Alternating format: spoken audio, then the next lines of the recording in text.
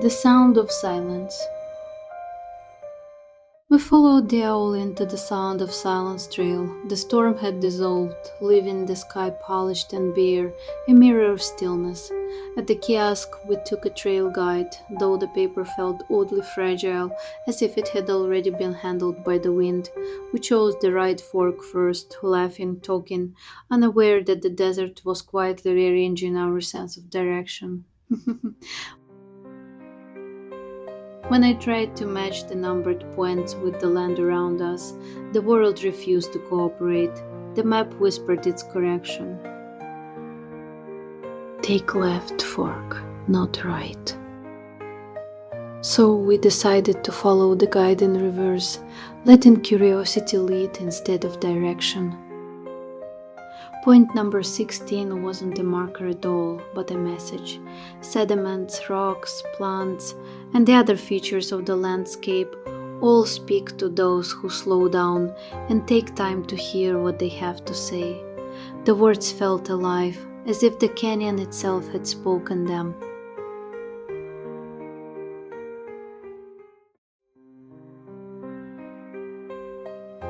Point number 15 rose before us, a striped slab of stone, its layers glowing like the ribs of the earth.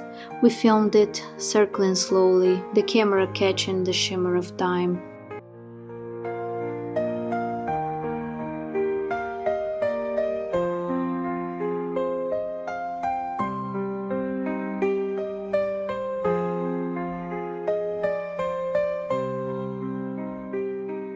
Point number 14, a single leaf ash tree. We missed, perhaps it chose not to be seen.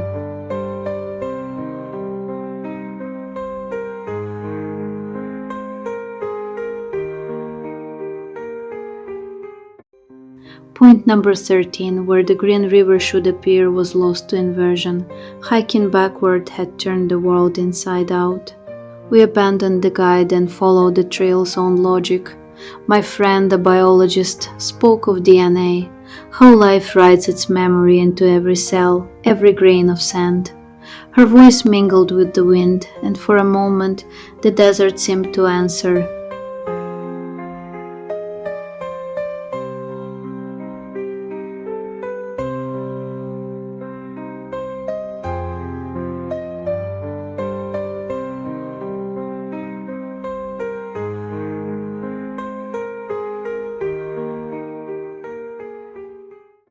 At the high point, the monument unfolded in layers, 23 geological chapters spanning a billion years. Frontier formation, Maury shale, nugget sandstone, names that sounded like incantations. Each stratum a heartbeat of the planet, each color a pulse of ancient fire.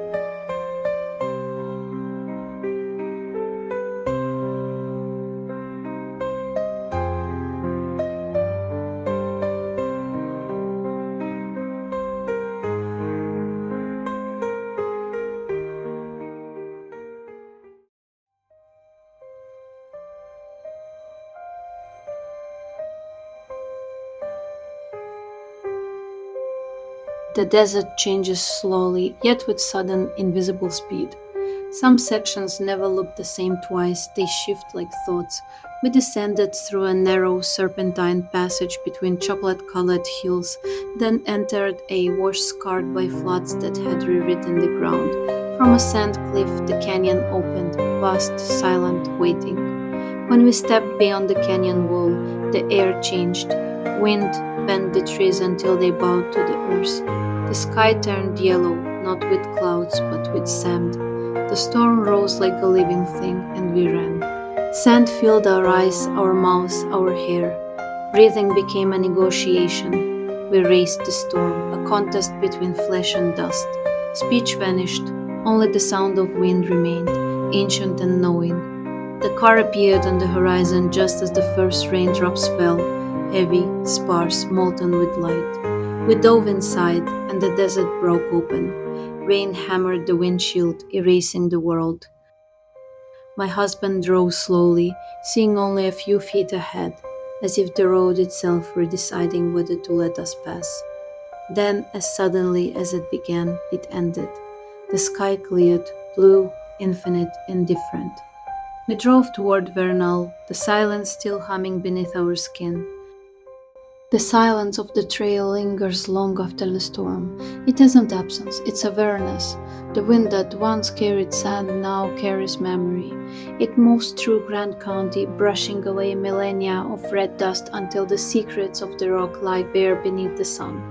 And that is where the next story begins.